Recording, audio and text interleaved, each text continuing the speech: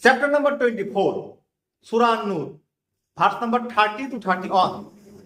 Allah Almighty says, "Tell the believing men and women to lower their gaze and guard their private parts, and the believing women should not display their adornment except to their mahrams."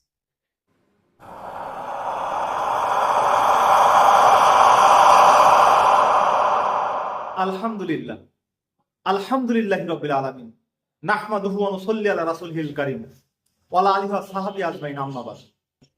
To all the brothers and sisters who are watching my video lecture at this moment, I'd like to greet you in Islamic terms.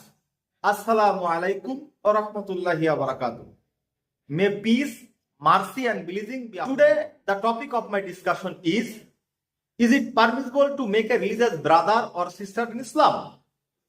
The answer is no. It is not permissible to make a religious brother or sister in Islam.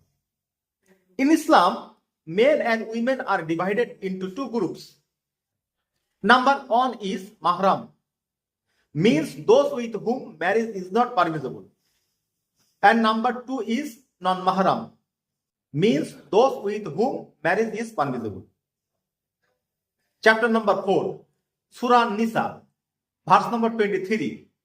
Allah the Almighty says about those with whom marriage is not permissible, that is, forbidden to you are your mothers, your daughters, your sisters, your paternal aunts, your maternal aunts, your brother's daughter, your sister's daughters, your nursing mothers, your nursing sisters, the mothers of your wives, and the daughters of your former husbands whom you have gone into, and those whom you have gone into who are under your guardianship.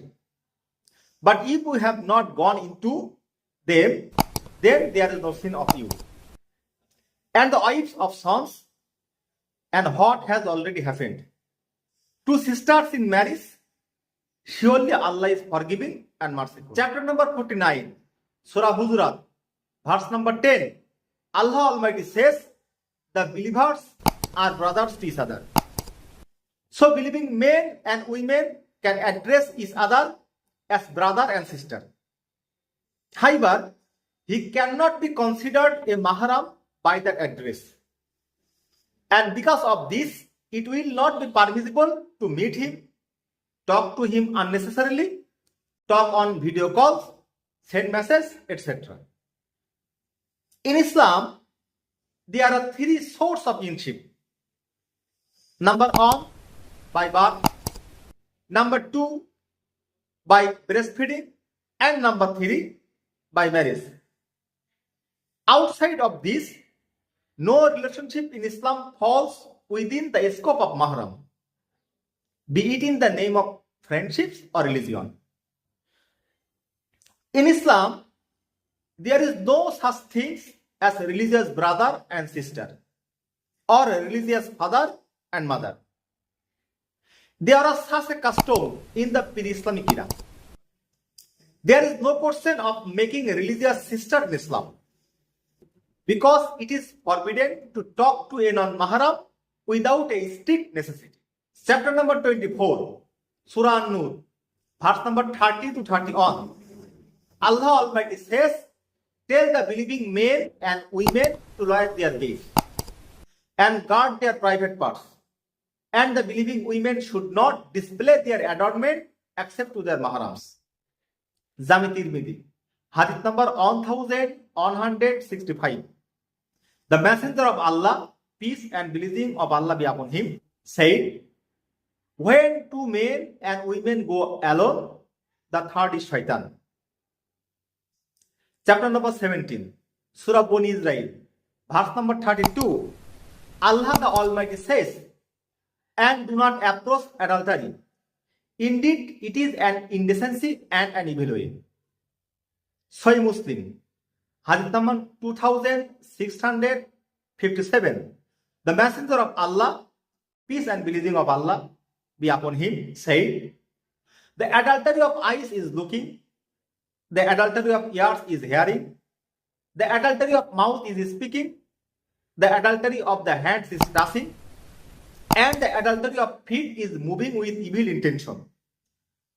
And the heart's hopes and desires, shame makes them come true or turns them into life. When we are intoxicated with a non-mahram person in private, Shaitan appears as our companion. And he starts giving evil advice. Now suppose if you or I talk to someone on mobile or chat, isn't that also meeting in solitude? So, one should always be careful when unite with non-mahrams. Chapter number 24, Surah An-Nur, verse number 51 to 52. Allah Almighty says, those who fear Allah and are careful of disobeying Him, they are the successful ones. Chapter number 33, Surah Al-Ahzab, verse number 36. Whoever disobeys Allah and His Messenger, he is clearly astray. Chapter number 47, Surah Muhammad, verse number 33. O you who believe, obey Allah and obey the Messenger of Allah, and do not nullify your deeds. May Allah protect us from all trials. Amin.